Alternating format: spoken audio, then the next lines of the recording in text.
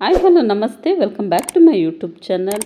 ಇವತ್ತಿನ ಒಂದು ಟಾಪಿಕ್ ಏನಂತ ಹೇಳಿದ್ರೆ, ಈ ಬೇಸಿಗೆ ದಿನದಲ್ಲಿ ಐಸ್ ಕ್ಯಾಂಡಿ ಅಥವಾ ಐಸ್ ಕ್ರೀಮ್ನ ನಾವು ಯಥೇಚ್ಛವಾಗಿ ಜ್ಯೂಸ್ ಆಗಿರ್ಬೋದು, ಈ ತಂಪು ಪಾನೀಯ ಆಗಿರ್ಬೋದು ತುಂಬಾ ನಾವು ತಗೋತೀವಲ್ವ. ಸೊ ಮನೆಯಲ್ಲೇ ನಾವು ಒಂದು ರೀತಿಯಾಗಿ ಐಸ್ ಕ್ಯಾಂಡಿನ ಯಾವ ರೀತಿ ಮಾಡ್ಕೊಳ್ಳೋದು ಅಂತೇಳಿ ನೋಡೋಣ. ಈ ಐಸ್ ಕ್ಯಾಂಡಿ ಬಂದು ನಾನು ಕರ್ಬೂಜ ಹಣ್ಣಿನಲ್ಲಿ ಮಾಡಿರೋ ಅಂಥದ್ದು. ಸೊ ಬಹಳ ಒಂಥರ ಡಿಫ್ರೆಂಟಾಗಿ ಟೇಸ್ಟನ್ನೇ ಕೊಡುತ್ತೆ ಅಂತಲೇ ಹೇಳ್ಬೋದು. ಸೊ ಕರ್ಬೂಜ ಹಣ್ಣಿನಿಂದ ಮಾಡಿರೋಂಥ ಈ ಐಸ್ ಕ್ಯಾಂಡಿ ಎಕ್ಸ್ಟ್ರಾ ಫ್ಲೇವರ್ ಅಂತಲೇ ಹೇಳ್ಬೋದು. ಸೊ ಹಾಗಿದ್ದರೆ ಬನ್ನಿ ಸ್ಟಾರ್ಟ್ ಮಾಡೋಣ, ಹೇಗೆ ಮಾಡೋದು ಅಂತ ಹೇಳಿ. ಸೊ ನೋಡಿ ಎಷ್ಟು ಚೆನ್ನಾಗಿ ಬಂದಿದೆ ಅಂಥೇಳಿ. ಸೊ ಇದನ್ನು ಕೂಡ ನೀವು ಮನೆಯಲ್ಲೇ ಆರಾಮಾಗಿ ಮಾಡ್ಕೋಬೋದು. Welcome back to my YouTube channel.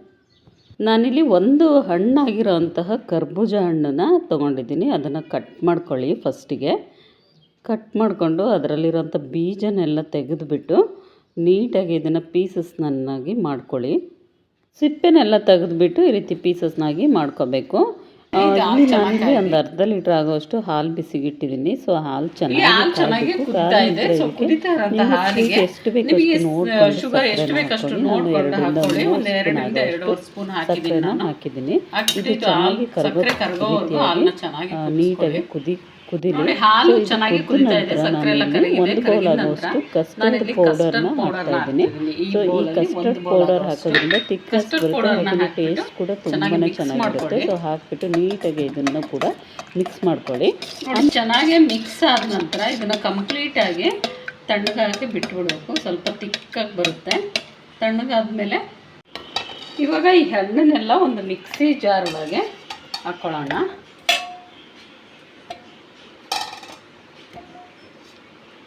ಹಾಕ್ಬಿಟ್ಟು ಇದನ್ನು ಫೈನಾಗಿ ಗ್ರೈಂಡ್ ಮಾಡಬೇಕಾಗುತ್ತೆ.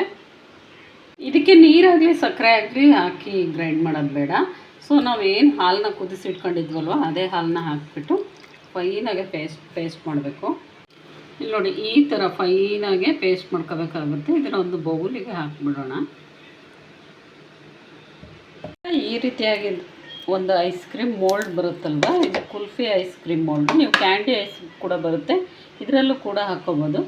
ಇವಾಗ ಇದಕ್ಕೆ ಸ್ವಲ್ಪನೇ ಹಾಕೋಣ.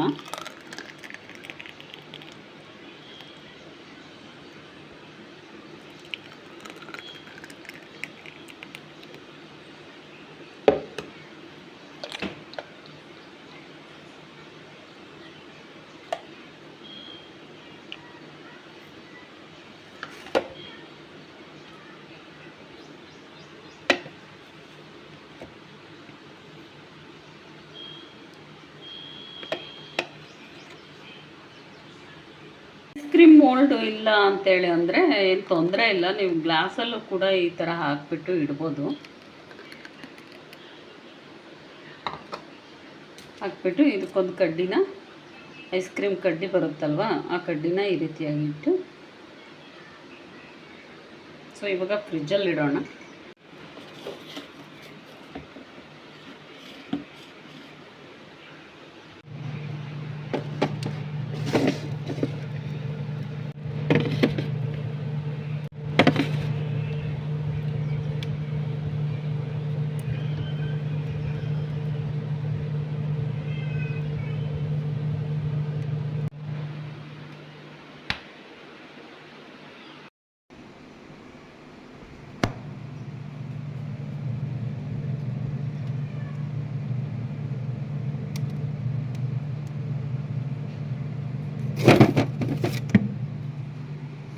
ಇವಾಗ ನೋಡಿ, ನಾನು ಒಂದು 5ರಿಂದ 6 ಅವರ್ ಫ್ರಿಜ್ಜಲ್ಲಿ ಇಟ್ಟು ತೆಗೆದಿರೋ ಅಂಥದ್ದು. ಸೊ ಐಸ್ ಕ್ರೀಮ್ ಬಹಳ ಚೆನ್ನಾಗಾಗಿದೆ.